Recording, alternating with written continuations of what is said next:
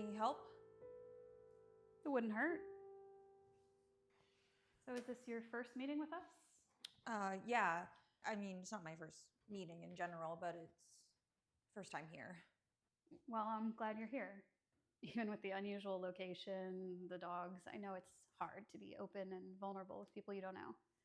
It's a good start. Are you local? I just moved. I'm from Chicago. Chicago. I actually grew up there. I wasn't much of a fan of living there. City life really isn't for me. It's part of the reason for my, let's just say I prefer the quiet life. Quiet. I guess you could call it that. I guess it's nice, right? Being away from all the noise. It is. So what about you? Are you here to escape the noise? No. I can never get away from the noise. I've tried, but it always seems to lead to the end of a bottle or a needle. Needle. No judgment here. Alcohol is always the tip of the iceberg when it comes to these types of things. For me, it was Friday nights out with the girls. A couple of shots here, a little bit of snow there. It was bad. Trust me, it was. But then I got into an accident, a terrible accident, and the pills that were supposed to help me, they did the opposite. You said you've always run away from the noise. Well, I always ran to it, chasing it, hoping it would make me feel more alive. Some studies say it's genetic. My mother was a junkie, so maybe there's some truth to that. Or maybe I just needed to realize that I was the one who took that pill, not her. So you don't blame her? No, there's no need. So she never made you feel unwanted? She has. She wasn't the best person, but she had her own demons. I do as well.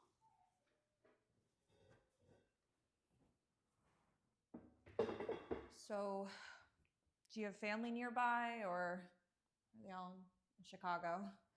I'm by myself. How about you? I mean, I had a family, not a huge one, but yeah. It was a complicated dynamic. My mother, she left when I was young. And my father didn't have the best reaction. He was badly in love with her. Maybe a little too much. He would always bring women home thinking that he could replace her. No one ever could, no one ever did. That man was so hung up on the woman who left us. He forgot there was even an us. I truly felt like he stopped caring for me. And honestly, I felt the same way when she left. I felt like I wasn't worthy of her attention, like I wasn't worthy of her love, which is something every person is worthy of, right?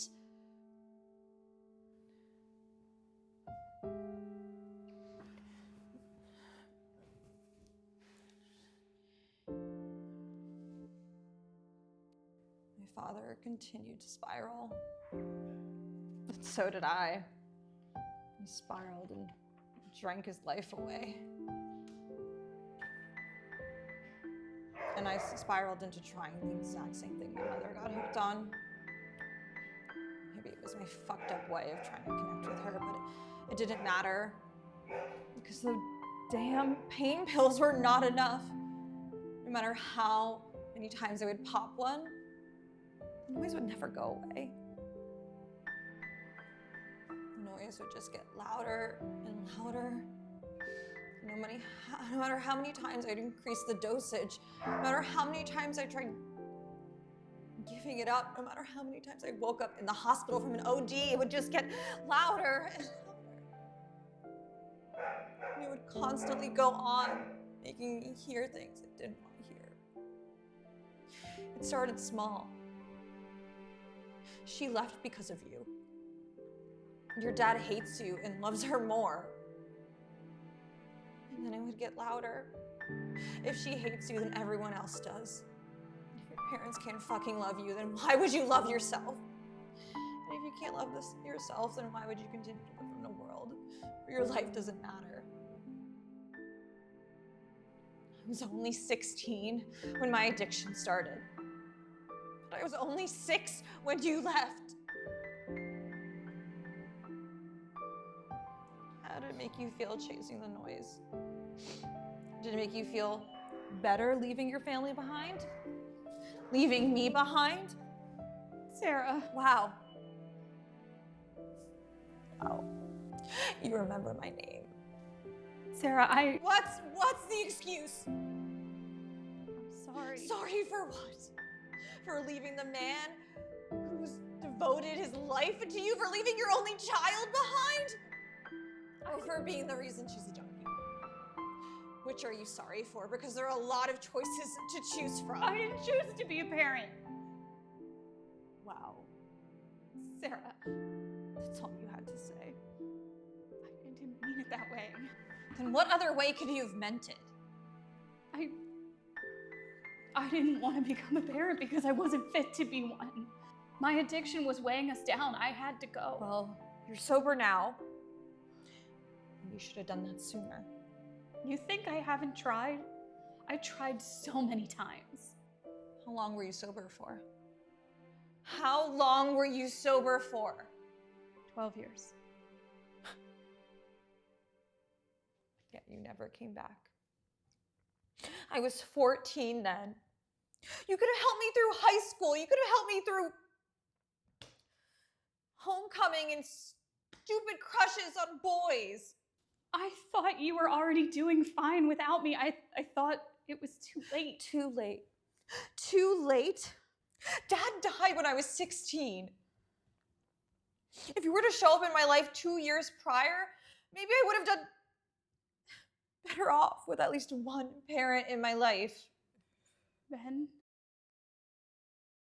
was it my fault? As much as I would love to blame you, no, it's not. Oh. I never meant for any of this to happen. I thought I was doing what was best for you and for him. Do you remember anything about the night I left? I remember that bitter night, but So, you don't remember anything about the hospital? what hospital?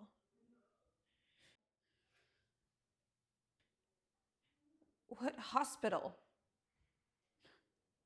I actually stopped taking them for a while. The pain pills. I stopped using them and I told myself I would quit and put all of that behind me.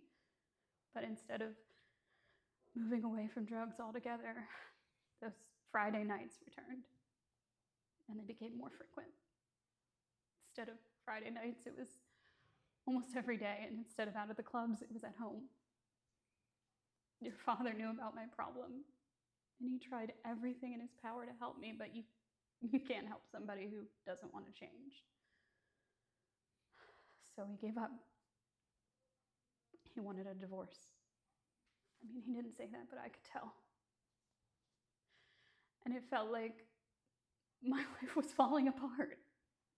But instead of trying to fix it, I just chased the noise that allowed me to escape from my situation. And one night, while your father was at work, I was lazy. And I fell asleep with my stash laid out. And I swear, as soon as I saw your body on the floor, I sobered up real quick. It was a wake-up call that I couldn't be around you anymore. So I drove you to the hospital, and I called your father, and I explained everything. And then as soon as I saw you were okay, I left, and I never came back. Sarah, I'm sorry. I need to go. Sarah, please. I need to go. I can't do any of this right now. I never meant to hurt you. Doesn't mean anything. Don't you understand?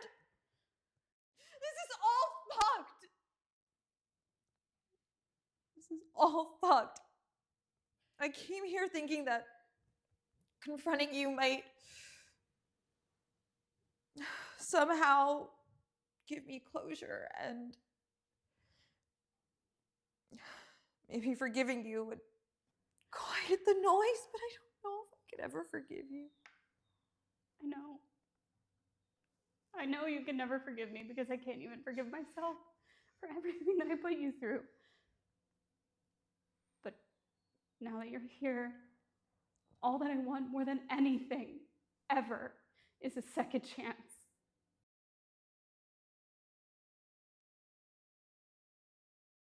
This is too much. Sarah.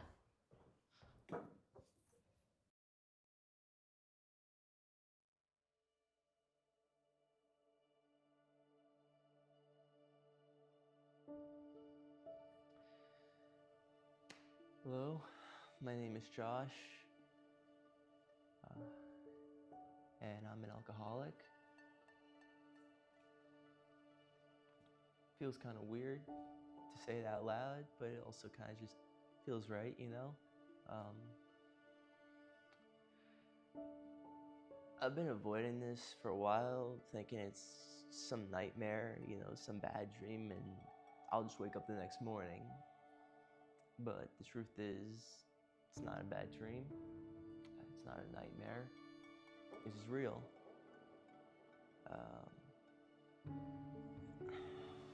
What I'm trying to say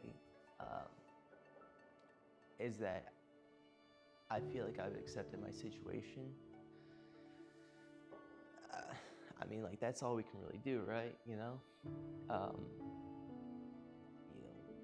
accept, forgive, try to move on, be better. That's the first few steps of moving on. I mean, that's what I've been told. But I believe, I have faith, and I know that this faith will take me to a better place.